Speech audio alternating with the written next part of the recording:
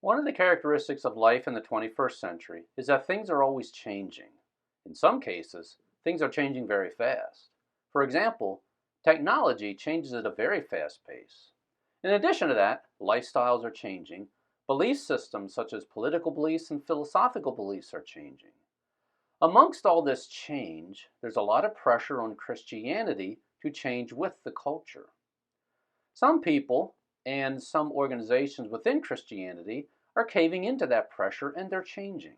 For example, there's an entire movement within Christianity called the emergent church that believes that as culture changes, a new church should emerge in response. There are many organizations within Christianity that do not necessarily agree with the emergent church, and yet they are changing in response to the changes we see in the culture around us.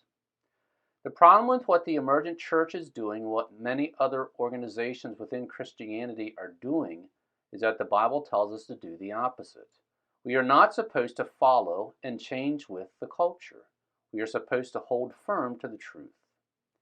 There are multiple passages in the Bible that tell us this. One of the lesser known passages is 2 Thessalonians chapter 2. Within that chapter, it's verse 15 that tells us clearly to stand firm on the truth that we find in the Bible. However, in order to understand that verse, it's helpful to understand the context. So I'm going to start reading at chapter 2 at verse 1. I'll read the first 15 verses, and then I'll talk about what verse 15 tells us about how we should react in response to what's happening in the world around us. Now we request you, brethren, with regard to the coming of our Lord Jesus Christ and our gathering together to him, that you not be quickly shaken from your composure, or be disturbed either by a spirit, or a message, or a letter, as if from us, to the effect that the day of the Lord has come. Let no one in any way deceive you, for it will not come unless the apostasy comes first, and the man of lawlessness is revealed, the son of destruction, who opposes and exalts himself above every so-called God or object of worship, so that he takes his seat in the temple of God, displaying himself as being God. Do you not remember that while I was still with you, I was telling you these things? And you know what restrains him now, so that in his time he will be revealed. For the mystery of lawlessness is already at work. Only he who now restrains will do so until he is taken out of the way. Then that lawless one will be revealed, whom the Lord will slay with the breath of his mouth, and bring to an end by the appearance of his coming. That is, the one whose coming is in accord with the activity of Satan, with all power and signs and false wonders, and with all the deception of wickedness for those who perish, because they did not receive the love of the truth so as to be saved. For this reason God will send upon them a deluding influence, so that they will believe what is false, in order that they all may be judged who did not believe the truth, but took pleasure in wickedness. In this chapter, Paul was writing about the future coming of the Lord and the man of lawlessness. He wrote about people who do not receive the love of the truth and will instead receive a deluding influence because they believe what is false. Paul also wrote that those who do not believe the truth will be judged. Let's continue at verse 13. But we should always give thanks to God for you, brethren, beloved by the Lord, because God has chosen you from the beginning for salvation through sanctification by the Spirit and faith in the truth. It was for this he called you through our gospel, that you may gain the glory of our Lord Jesus Christ. So then, brethren, stand firm and hold to the traditions which you were taught, whether by word of mouth or by letter from us.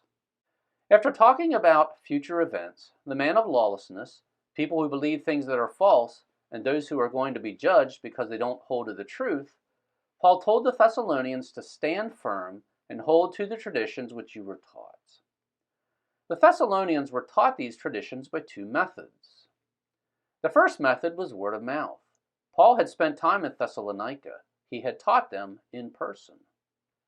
The second method by which they learned the traditions was by letter. Paul wrote a couple letters to the Thessalonians, instructing them, explaining doctrine, and telling them how to live. Paul told them in verse 15 to stand firm on those things that Paul had taught them. This is something you and I need to do also. We live in a society that, in many ways, is very similar to what we see described in chapter 2. There are many people today who believe things that are false. There are people who do not receive the love of the truth. They do not believe the truth. They take pleasure in wickedness. Amongst all this falsehood, we Christians, who are true believers, need to stand firm and hold to the traditions which we were taught through the Bible. That's the opposite of what the emergent church is doing. The emergent church is changing with the culture. They're following the culture. We Christians need to do the opposite. The Bible gives us absolute truth. We have to know the truth. We have to hold to it. We have to stand firm on the truth. We have to teach and communicate that truth to fellow believers, our children, our grandchildren, and the world we live in. Our world needs to hear the truth that is found in the Bible. Thanks for visiting Bible Mountain. If you have already joined my email list, thank you, and please forward this to someone else who would benefit from visiting Bible Mountain. If you have not joined my email list yet, please do so now.